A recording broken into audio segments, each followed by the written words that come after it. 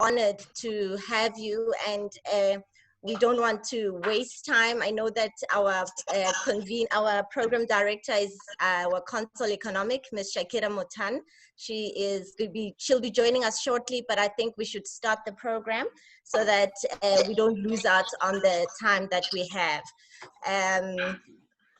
It's an honor for us at the South African Consulate this morning to partner with and collaborate with the National Council of African Women organization with branches not just in South Africa, but in Chicago, Illinois, and an organization which has been working tirelessly within the community to advance the rights of women. And I'm excited that they will be here talking about their programs and how women from across oceans can collaborate and partner with each other towards a common purpose. August is Women's Month in South Africa. Annually, South Africans commemorate the 9th of August, 1956, which was a march by more than 20,000 women from all walks of life, from all backgrounds and cultures, who marched against tyranny, who marched fearlessly to the seat of power, the Union buildings, to say, stop it. Abusing women is not right. At that time, the apartheid government had instituted past laws and had wanted women to also carry these passes. So this year we are commemorating the 64th anniversary of 1956 Women's March. We are encouraged by the bravery of these women, the courage of these women. These marches demanded that the apartheid past laws should end and that all control against women and the broader public must come to an end.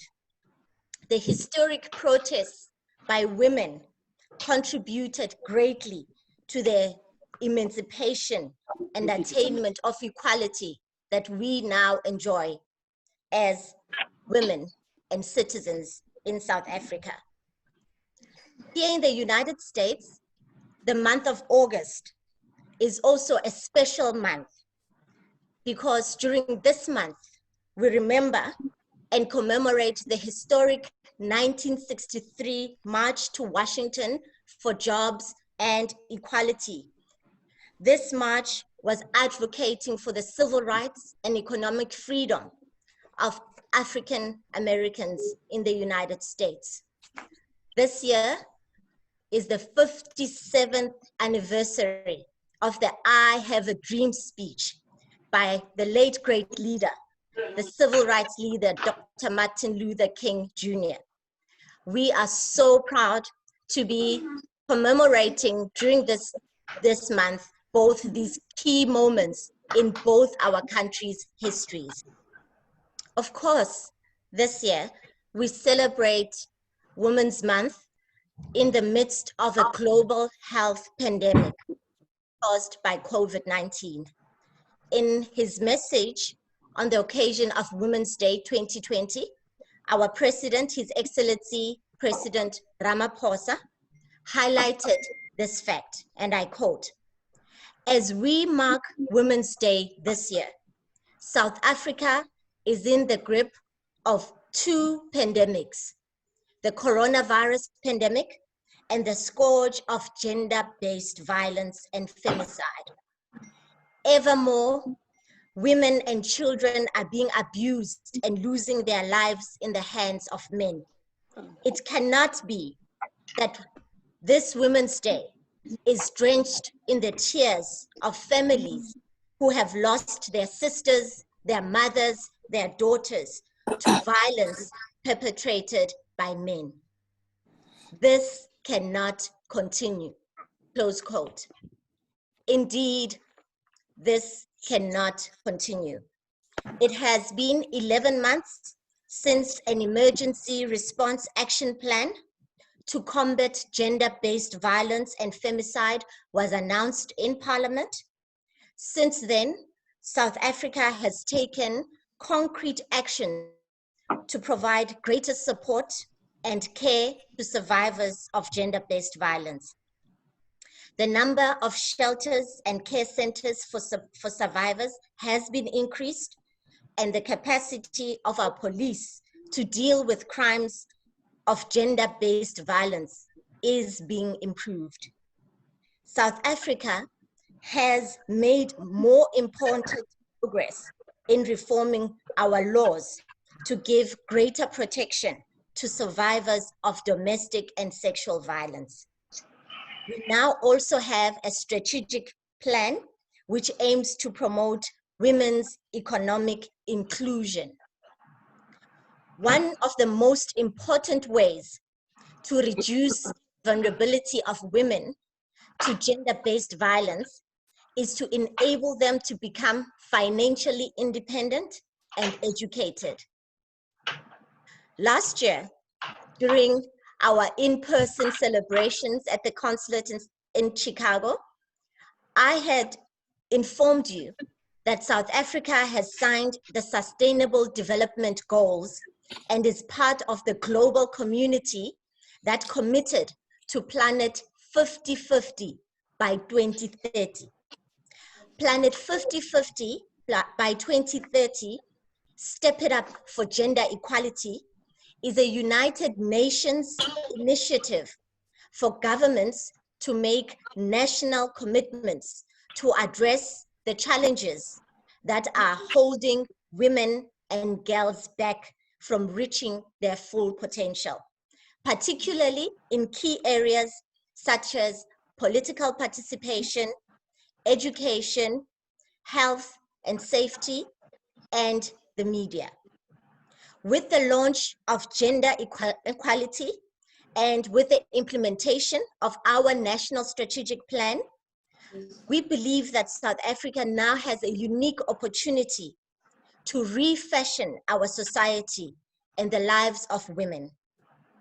That is why this year's theme for National Women's Month is Generation Equality, Realizing Women's Rights for an Equal Future.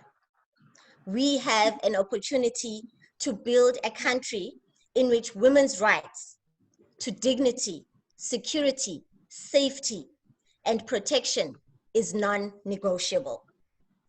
I'm excited that today we will be hearing from women who are working in their communities, women in business, women in education, on the work that they're doing and how we can take the message of gender equality further and partner with each other.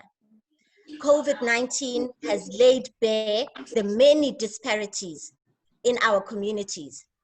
It is a fact that gender equality must be achieved, and it's up to us as women to be champions of gender equality. Today, I'm pleased that we will engage with each other. Please ensure that if you have a comment, there is a chat box at the bottom. Add your chats, and our moderator will be able to list out your questions and inputs to the discussions. Welcome. Thank you so much for making time to join us this morning, this afternoon in South Africa. I hope that you have a great deliberation with us, and that out of this, we will have networks of women that are empowered to call each other, to connect with each other, because the challenges we face are similar, whether we are in South Africa or in the United States. Thank you for your time. Good day and a warm welcome to all of you. Rather late from myself, Shakira Motan, the Consul Economic. It is wonderful to have all of you here with us. I will be your moderator for today, and we're looking forward to a very productive session whereby we have engaged platform online at the end of the session. I did prepare a nice welcome speech, but due to time constraints, I will have my comments at the end after the closing. Without any further ado, thank you so much for our collaboration with today and for taking your time on a Saturday to be with us. And in collaboration with the National Council of African Women, we would like to welcome our next speaker to reflect on the theme of today, Ms. Selani Morolo. She is the Secretary General of the National Council of African Women. Without further ado, over to you. Thank you. Sorry for an interruption. Maybe we might want to also ask the speakers to mute their mics until such opportunity arises for them to speak, so that then there's no interruptions. Yes, I was just about to mention that. Actually, the host can mute everybody's mic as well until it is time to speak. Thank you.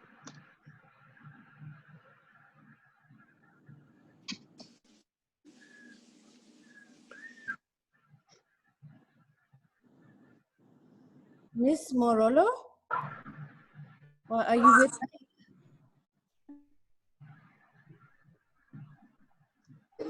We have a strong contingent from the National Council of African Women, which includes both the South African and the Chicago leg. And we're very much looking forward to hearing from them. Yes, she's online. She just needs to unmute herself. Ms. Zelane, please unmute yourself. Hello, can you hear me? Now we can hear you, ma'am. Good afternoon, and good afternoon from across the Atlantic, and good morning. Thank you so much, Consul General Mazibuko, for the invitation.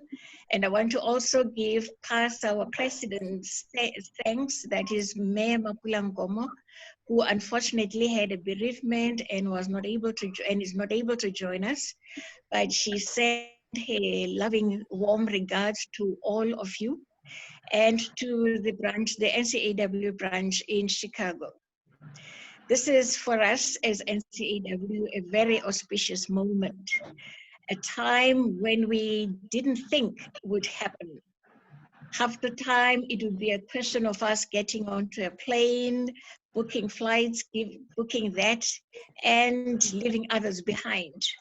But with the advent of COVID-19, this unfortunate pandemic, it, however, has provided us with an indicator.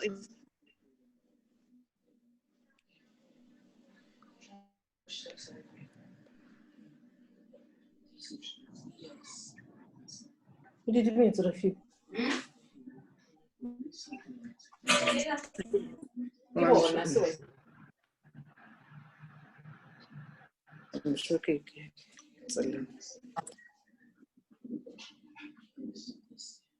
Can everybody hear? I don't know what happened to the connection with Ms. Morolo. Yes, I can hear. Okay. May I ask that all the non-speakers also mute their connection? Mute. Mute is at the bottom left-hand corner. Okay.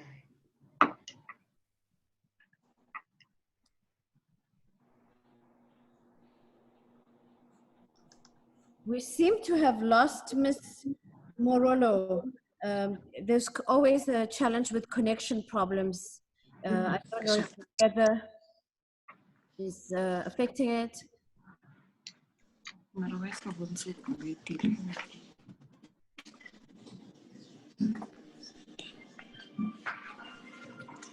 That's a well phone.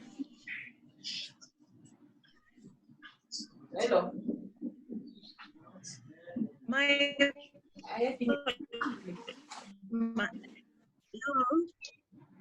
apologies. Can I got cut off?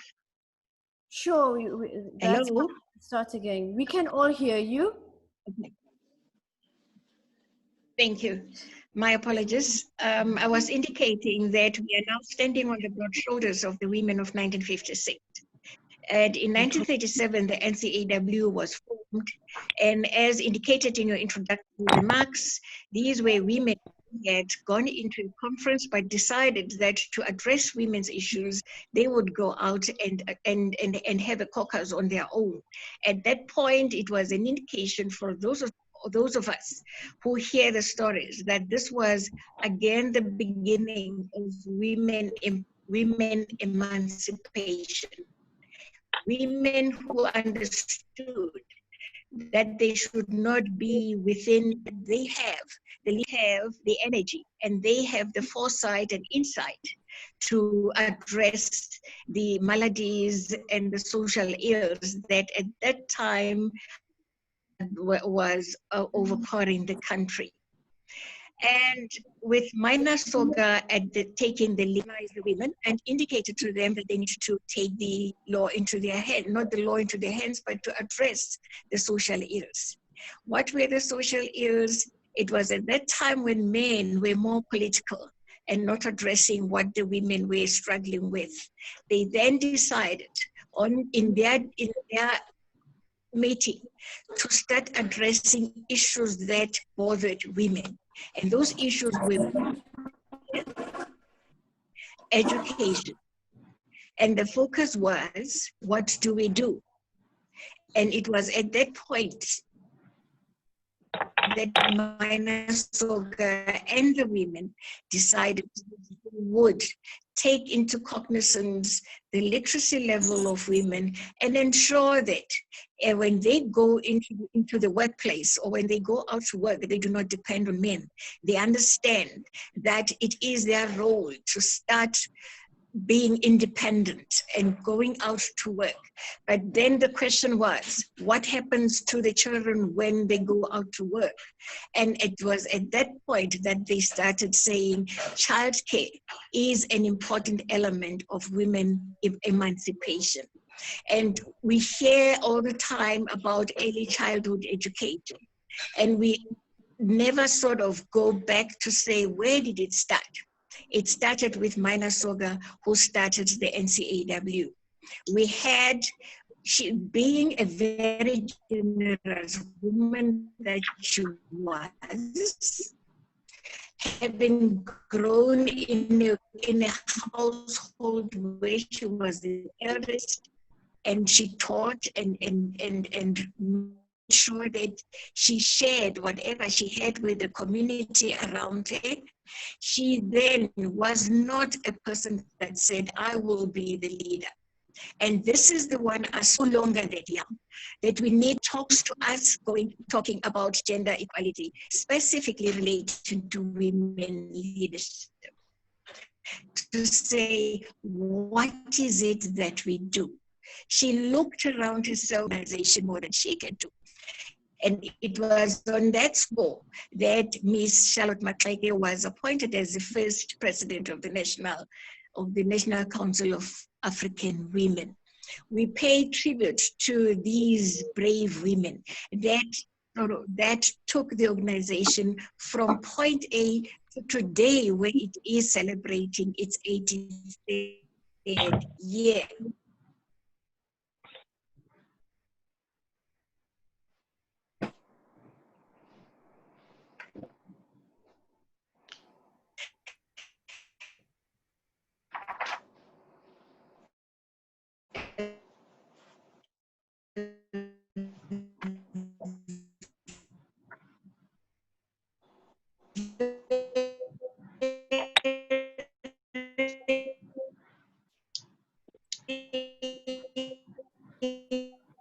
Miss Morolo, we seem to have lost the good connection with you.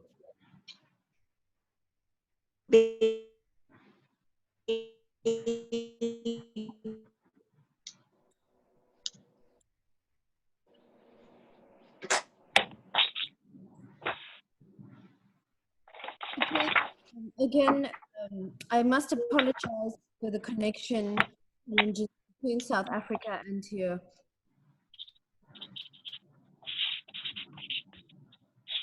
we'll give it a few minutes, and if we cannot establish the resumed connection, we'll move on to the next speaker.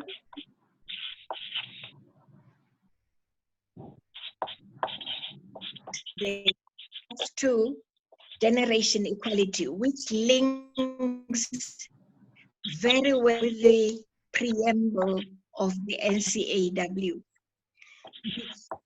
As I emphasized, it talks to the humanity and promotion of the highest and the best in the interest of family and country. When we talk about generation equality, the focus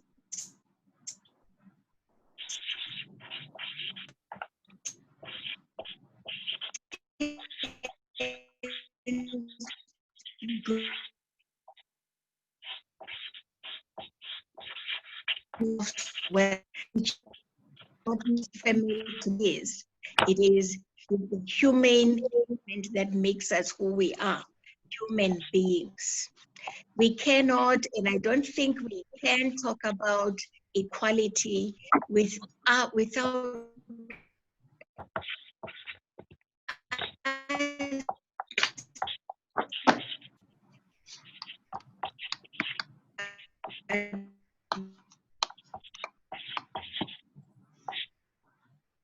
understanding, because then its operations, it focuses on the welfare of community. I have to step in there. Ms. Morolo, I'm not sure if you can hear us, but we can't hear you properly. The connection seems not to be very clear. So may I suggest that we move on to the next speaker now, because You can I have a problem hearing you. no, oops, can you hear me? I'm not sure how. Can you hear me now? Yes, it's much better now. Hello? Yes, we can hear you now. It's much better. Okay. Oh, Ms. Morolo, it just Right. fades in and out, though. And yeah, unfortunately, the connection seems not to be good. I apologize for that. I'll probably have. Let me continue. Please, can you sort of indicate on the screen? Yeah, we can't really hear properly. May I also suggest that we share your speech to all of the attendees, you know, after the session, so that they could review it. That would be that's such an interesting.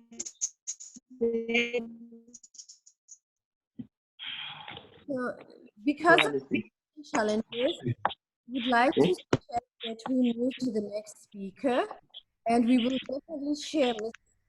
Morolo's speech and points with everybody for further discussion. So without further ado,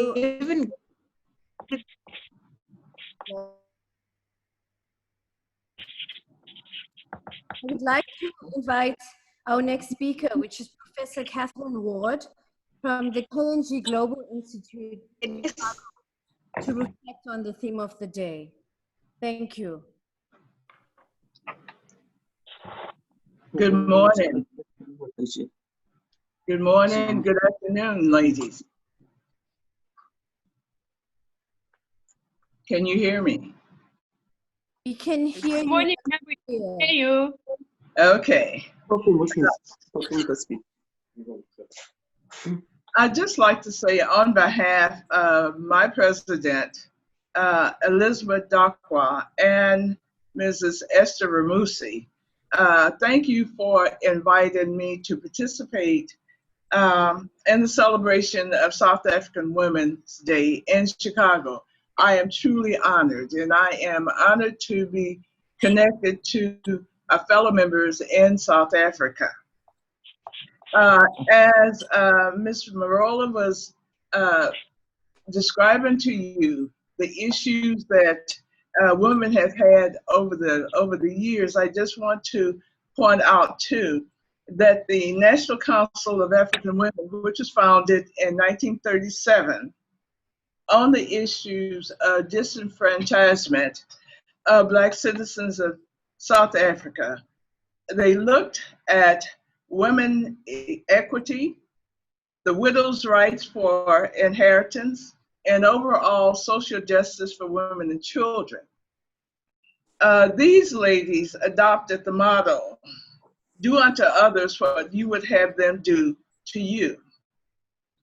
It was also mentioned in our preliminary discussion of putting this program together that there was a rallying call for the protesting women of South Africa, and it was, strike a woman, you strike a rock. In the States, we have a saying that teach a man, you teach an individual. Teach a woman, you teach a nation. Feed a man, you feed an individual. Feed a woman, you feed a nation. And this has always been so. One of the areas of gender inequality that I will briefly address today has to do with the gender pay gap. According to the US Census, that white women are paid 81 cents for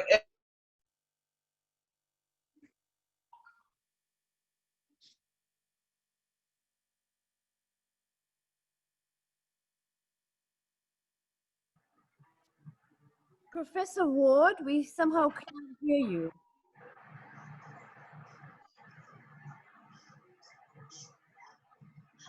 Professor Ward, are you there? She's muted. Unmute her, please. Unmute her. Can you hear me now? Yes, we can hear you. Thank you. Okay. What should I go back? I mentioned about the protesting women of South Africa and their cry to, when you strike a woman, you strike a rock. Did you hear that? Yes, we did. Yes, we did. Okay. And then Yes. in America, there is a saying, did you hear what I said about to teach a man, you teach an individual? To Yes. teach a woman, you teach a nation? That's where we stopped hearing when you mentioned it. Okay. All right. And to feed a man, you feed an individual. When you feed a woman, you feed a nation.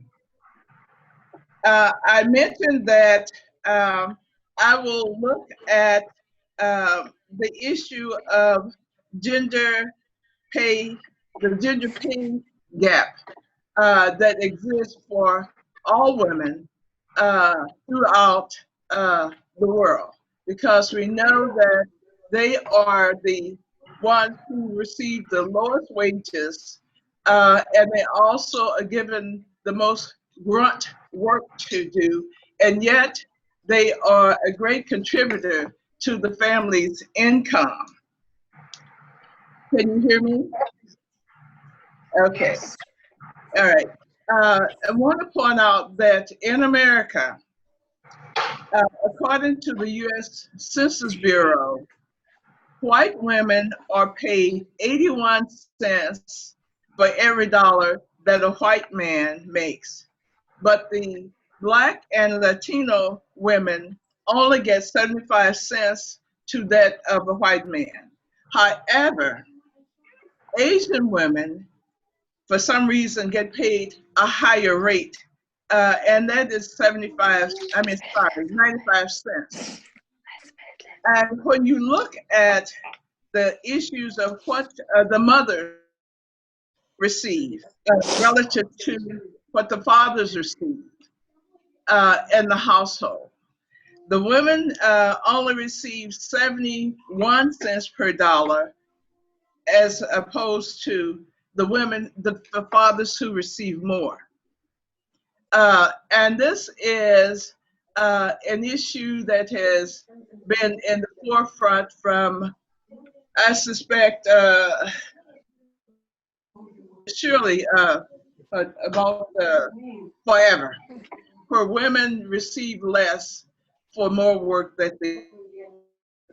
Of course, we're told that there are mitigating determinants that control how much each are receiving in terms of wages. And you look at what the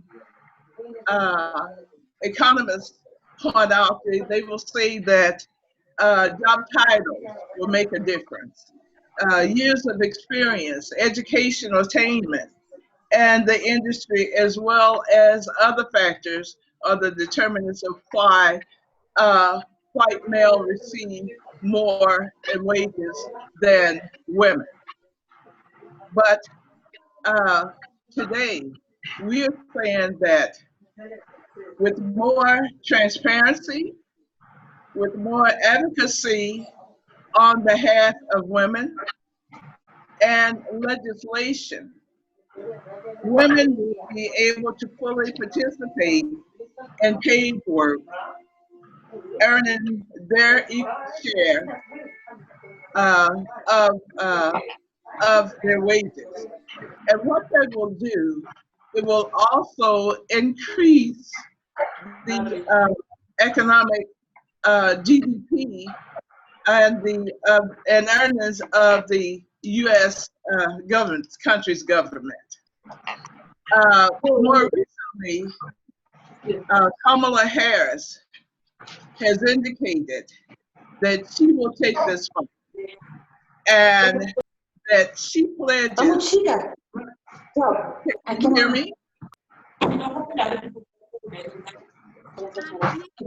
Once again, all those attendees who are not kindly mute yourself to avoid the disturbance when the speaker is. Are all of you muted? Can you hear me now? Yes, we can hear you better now, but we would like the attendees to kindly mute. Hello? Please continue, Professor. Okay.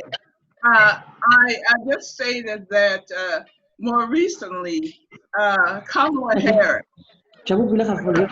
is running for, as you know, the Vice President of the United States, has pledged to take up the issue of equality and pay for women. I'm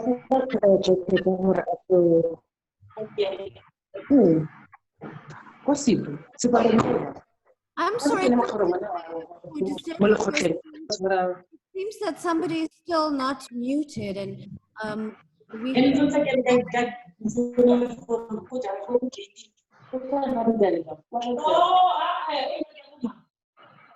Could the person who has not muted kindly mute?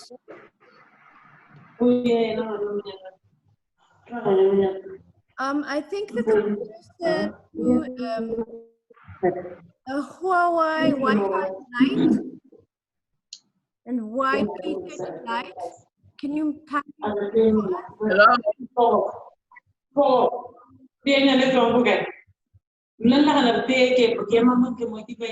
I'm sorry. Mazibuko. It's Mazibuko is not muted. That's muted, please. Okay, we're going to slightly pause this until everybody mutes. Until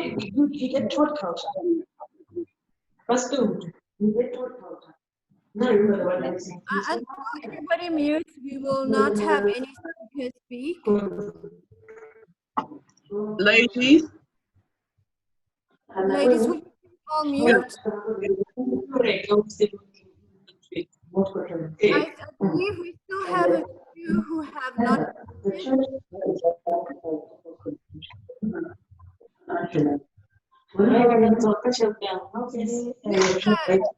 Miss Telamika Mazibuko, Just mute everybody except Catherine. that is the host.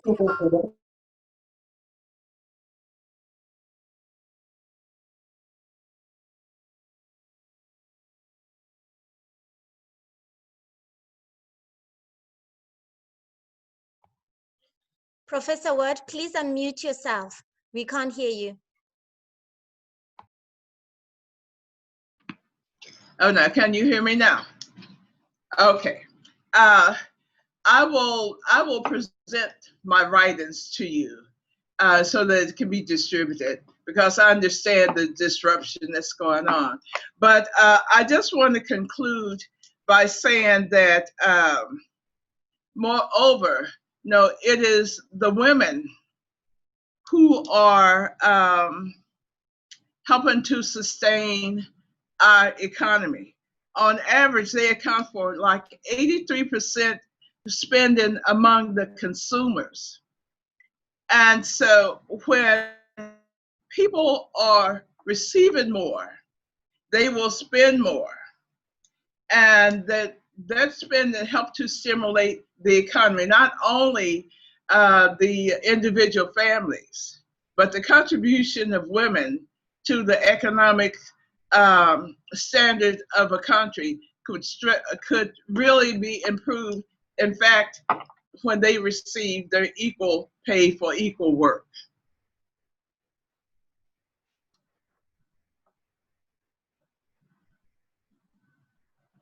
There were other issues that I wanted to discuss, but just briefly, I will bring up the COVID pandemic that is just causing havoc in the economy, not only among the families, but all over the nation. And the impact of that disease has made us realize that what once was will never be again.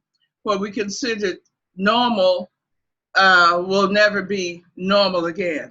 But it has so interrupted, of course, I'm looking at the gender equality issue.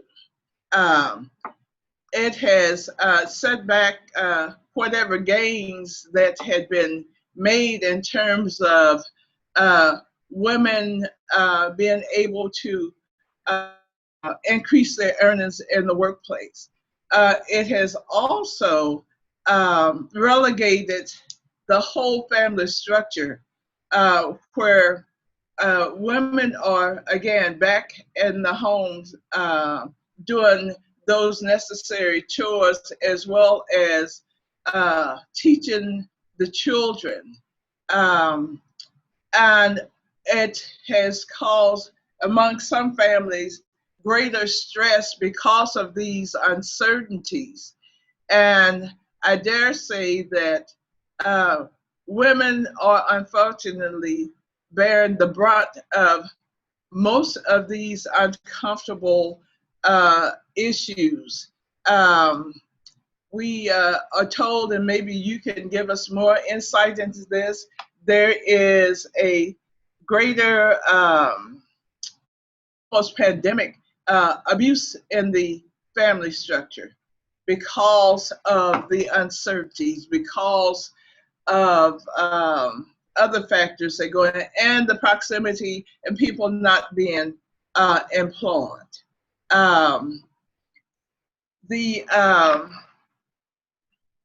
The situation, again, has set back the gains that had been, again, I'm talking about the wages of women because of this. It has set back whatever gains that had been accomplished, and the uncertainty of whenever it will be recovered. I'm sure that Gwen has some comments to make on this, but because we are a resilient group of people. We will get through this. We will continue to push for the equality of women and their rightful place in the labor force as well as in society.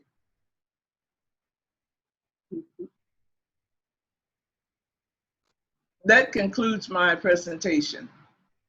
Thank you very much, Professor Catherine, for that very informative presentation on the pay inequalities between women and men.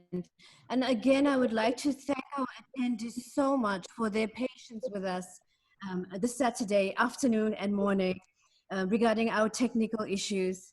I would like to invite now the President of NCAW for the Limpopo province, Ms. Deborah Matuku, to please deliver her address and reflections on the theme of the day. Thank you very much. Thank you. Thank you, everybody. Good afternoon and good morning to you all. Yes, I am Deborah Matuku, President of Limpopo NCAW, South Africa. As our Secretary General Zelane has already alluded, she has given you the history of our organization, and I am going to emphasize the fact that our organization is made up of more of elderlies than young people. And I want to touch a very, sensitive point regarding the elderlies, because as we are living here with them, we find their rights are being violated. Our elderlies need to be taken care of. You find that an elderly person is staying alone in a big house.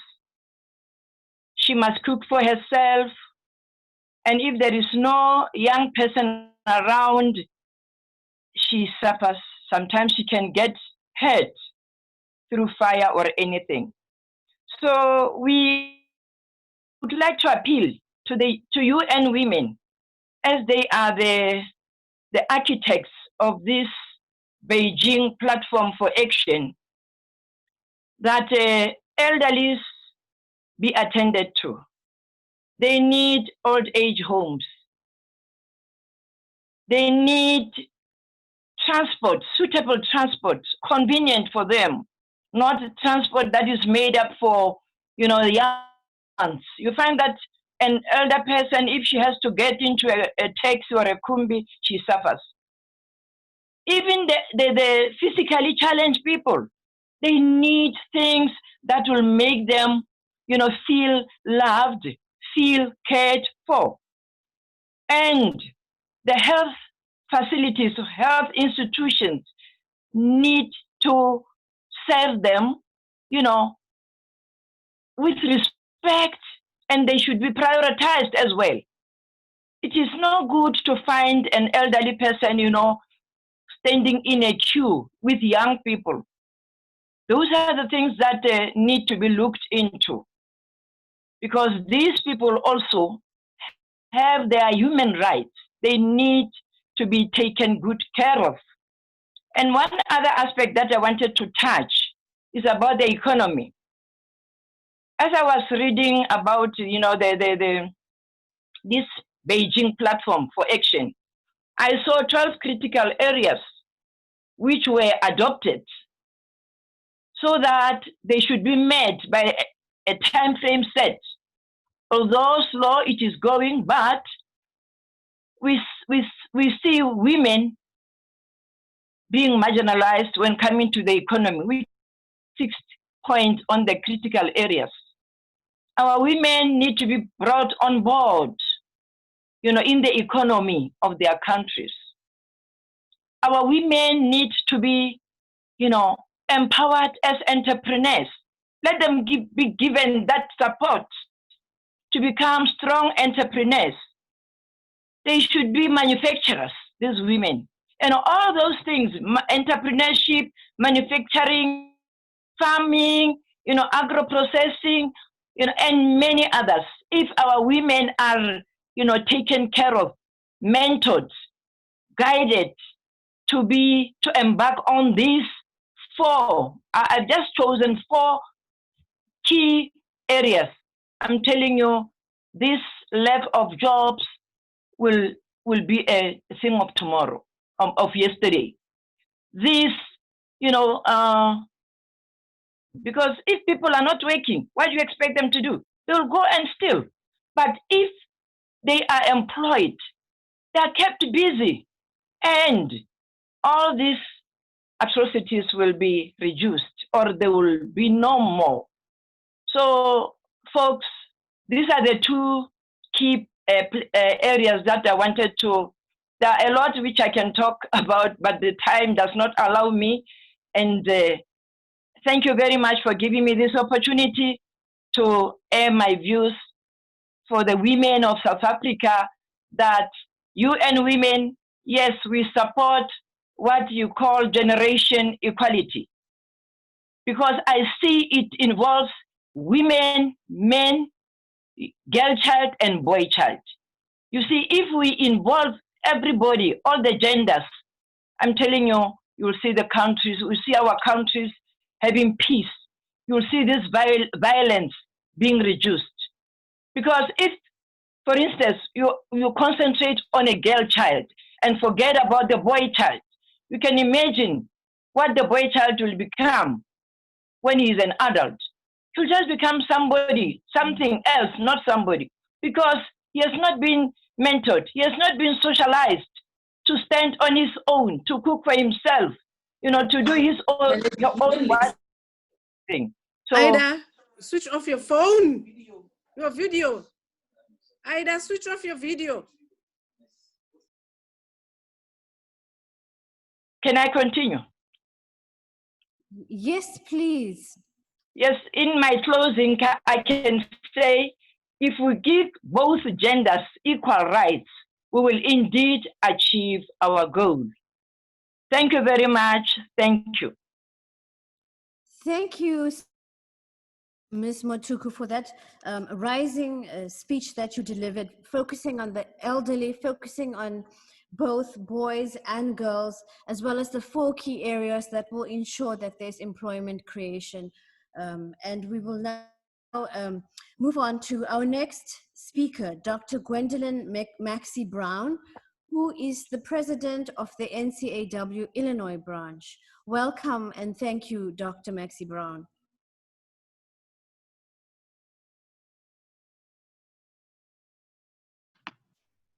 Now, can you hear me? Yes, we can hear you very well. Thank you. Thank you so much. I thank you for the invitation and the opportunity to speak today on such an important issue as generation equality, where we're realizing that women's rights for an equal future is now the platform we must take and we must rise to. I think that the UN has given us legitimacy and has given us resources that we can depend on in order to actually make this happen. As I speak for our Illinois branch of NCAW, I think about historically, we have been the ground workers where we actually go into the community and we really do what NCAW's platform is about. So it is no surprise to me that now it is time to say, how do we realize these things? We've been pressed with an agenda of making people more aware and understanding the depths of these things happen and what happens, but how exactly are we going to alleviate these problems, and can we really do? So as an organization, I think that probably we are going to be the advocates and resources. Historically, the Illinois branch has worked with the youth, it has worked with the seniors, and it has been in the community visibly. We've worked with World AIDS Day. I think that we will probably expand the kind of presentations we've been doing in order to make young people know all of the things about unfairness, oppression, injustice, and the mistreatment that goes on. Now, we've got some other things going on in the United States unique to us. One being, it's been worldwide, but one being the Me Too movement, and the other being Black Lives Matter. So with that banner, it's not impossible to engage and to incorporate the other things that are women's issue per se to young people. And that I think we can do easily. You see, because kids also already have known that they've been abused. They know about childhood abuse, but they haven't known what to do about it or how to eliminate it. You know, those are topics that we can address going forward. We want to be a resource to use. We want to make them aware. We want them to understand, and we can do that through setting up seminars. We can do that through programs to youth, and we can do that through our connections and our cooperativeness with other agencies and programs and organizations that have the same model and have the same opportunities to reach young people, to reach the seniors, and to reach some of the things that are being exploited to them. It's more likely that health issues will affect women 2.5 times more because of the way that the health system is put together here in the United States. So that these women who are being exploited by being homemakers and raising children and workforce, they will likely have issues with diabetes, issues with all kinds of health problems that they cannot realize, but the resources of how they do it and what they do about it needs to be generated. The youth need to know what they can do to help too, so that they won't be one of the statistics that come up. As a program manager, I think that we probably can look to what we've been doing. We've been trying our best to partner with legislative groups so that we can get this to the communities in a way through the legislation.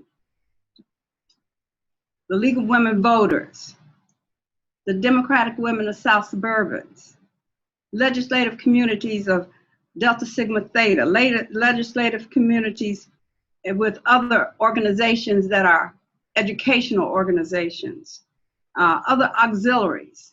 We've been already working with them hand in hand, and we can bring this to life. We can assure that some of these programs and some of these opportunities will be given to the old and to the young. We are educators, we are health providers, we have all kinds of resources in terms of social agencies and social works. So we know exactly how it would benefit or what we can do about it, and in a most effective way. We will digitally attach some things to this, a blog, in our website, official newsletters that are digital. We can get them out. We can change our policies so that we are partners on a legitimate basis. And we can look to the UN to help us with any resources and speakers and opportunities that are set up across the whole world now. This has been a worldwide cooperation, and we are thankful for that. We are thankful for that. So we look forward to these opportunities to see if we can affect. I know one thing that's really seemed to be on the rise, and that's the abuse that's going on, as Dr. Ward said, because of the pandemic, and we are in such close quarters constantly. There's been more abuse going on in households. A lot of it is on children or to children, and so we must address that as soon as we can.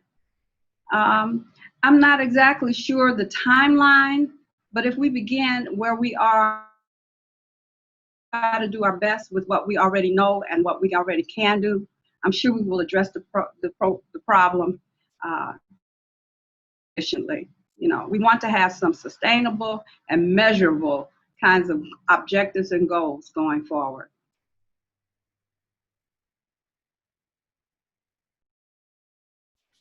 Thank you so much, Dr. Gwendolyn Maxey Brown, for giving us that information of how we can mobilize into action and collaborate on a global